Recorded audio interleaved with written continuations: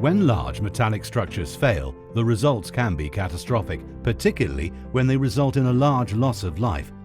These failures can be traced to the quality of material used for manufacturing or misunderstanding the properties, environment, or both.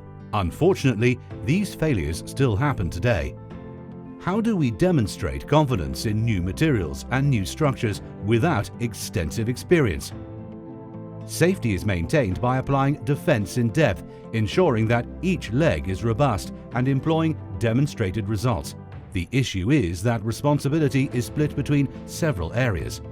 Modern materials quality has greatly improved since design rules were written. Materials data is generated at substantial cost, but it is not used to modify designs of the future. So, we need to find an architecture for the data to complete the design cycle. We are developing a materials-focused digital twin to meet this challenge.